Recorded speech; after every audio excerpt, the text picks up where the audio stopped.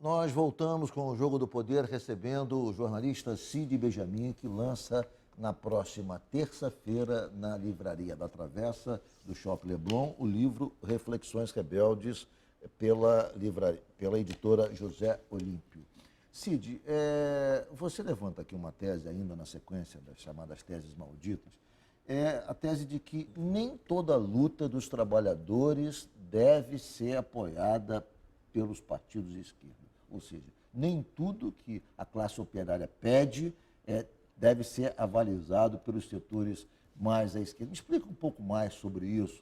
Me fala, quer dizer, onde que começa a haver, digamos, uma divergência de posições entre os pleitos dos trabalhadores e a posição mais adequada para quem tem uma posição nítida à esquerda.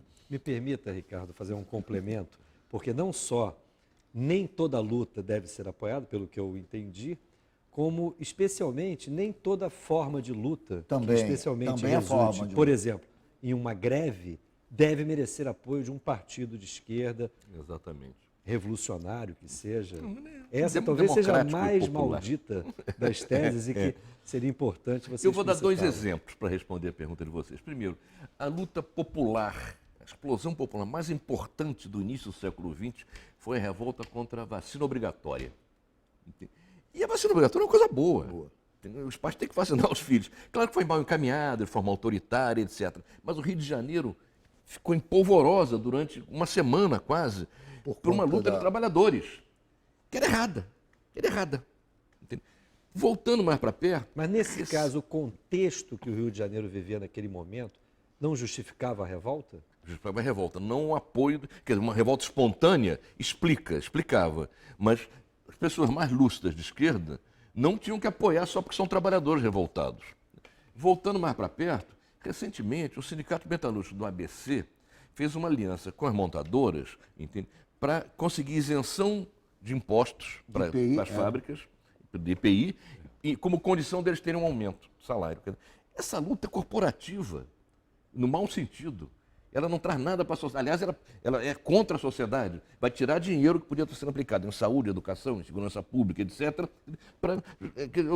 Se os trabalhadores do ABC fizessem uma greve, reivindicando lá o seu aumento, etc., teria todo o meu apoio. Agora, condicionar isso, quer dizer, a redução do IPI, numa aliança com os partidos, isso está errado, tem que ser dito.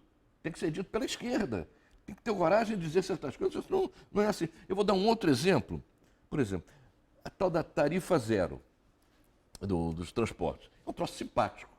Os transportes são controlados. Inclusive uma tese defendida ultimamente em 2013. Claro. Enfim, não, aquelas lutas todas começaram pela luta em São Paulo pela tarifa zero. Veja, se não se vai estatizar o transporte, tem pouca gente propondo estatizar, mas é uma discussão se estatizar. Se não vai estatizar, os empresários de ônibus vão continuar sendo remunerados pela prefeitura. Sim. Se for tarifa zero. Hoje em dia, quando a prefeitura aumenta, porque ela que calcula o valor das tarifas, quando ela aumenta, a população sabe que está aumentando, pode protestar, como protestou em 2013. Com tarifa zero, essa remuneração é por baixo do pano, ninguém vai saber. Entendeu? Mas a Carlos, como você falou, estatizado. Por exemplo, lá em Maricá, o prefeito Washington Quaquá estatizou o serviço de transporte público, a tarifa é zero, e parece que está funcionando muito bem. Não, mas se está na mão da prefeitura, está na mão da prefeitura e está funcionando muito bem. Imagina, no Rio de Janeiro... Você destaca essa situação onde, eventualmente, possa ser instituída a tarifa zero e o controle do serviço mantido pelo serviço privado. Vocês querem saber uma coisa que é escandalosa? Escandalosa. A prefeitura do Rio de Janeiro, não é de um lugar qualquer, do Rio de Janeiro, ela estipula o valor das tarifas de ônibus, mas ela não tem mecanismo de controle de qual é a receita e qual é a despesa das empresas.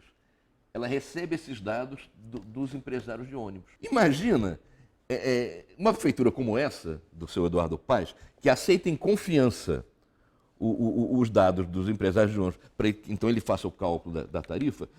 Se a tarifa é zero, ele vai aumentar quanto quiser por baixo do pano e ninguém vai saber dessa história. Então, a tarifa zero é um negócio simpático, as pessoas vão dar de ônibus sem pagar, é legal, simpático e tal. Mas muito mais importante é abrir a caixa preta das empresas de ônibus.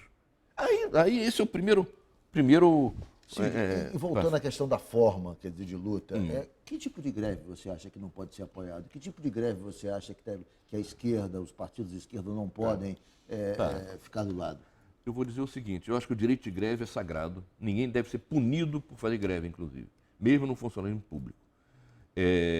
Agora, se eu fosse um sindicalista do serviço público, eu ia me perguntar várias vezes se uma greve por tempo indeterminado num setor que presta serviço diretamente ao público é a melhor forma de luta. Por quê? Porque as prefeituras e os governos estaduais não se sentem pressionados. Se tem greves que se estendem por meses, o prefeito ou o governador lava as mãos, entende? E quem é punido, no fim das contas, é a população. Greve de professores, por Greve de exemplo, professores. aqui no Rio, que se estendem por certamente- 3, 4 meses. Certamente eles estão cheios de razão para protestar. Agora, é preciso buscar outras formas de luta que incomodem mais o empregador, porque essas acabam não incomodando. O empregador não dá bola e no final de 3, 4, 5 meses sem aulas, volta-se ganhando uma outra coisinha, mas não ganhando o essencial. É preciso que se diga, entende? Porque a forma de luta não incomodou o empregador. Eu quero dialogar com os sindicalistas como um companheiro que quer o melhor para a luta deles. Pressionar o gestor, Como pressionar o gestor. Pode falar rapidamente. como vamos fazer o tempo. pressionar o gestor num quadro onde a política, ela, sob o ponto de vista estrutural, ela visa prejudicar tanto o usuário como o trabalhador daquele setor? Respondo agora ou respondo no Responde, final? rapidamente agora. Tá. O ensino público, não digo nem universidade, ensino público, melhor do que parar uns 3, 4 meses, entende? Os garotos ficarem sem escola, entende? É que o sindicato de professores elabora uma cartilhinha sobre o orçamento, como é distribuído o orçamento municipal, o orçamento estadual, Mas como, isso é como é a feito verba. também, muitas não, vezes, não, mas pelo não, tem que sindicato. ter aula e dar isso aí, em vez de ficar em casa, os alunos ficarem em casa, receber na escola e fazer isso aí, dar material para os pais, publicizar isso aí para a sociedade. Isso vai incomodar mais o prefeito e o governador do que a simples paralisação. Eu vou fazer um rápido intervalo e o Jogo do Poder volta em 1 minuto hoje com o jornalista Cid Benjamin.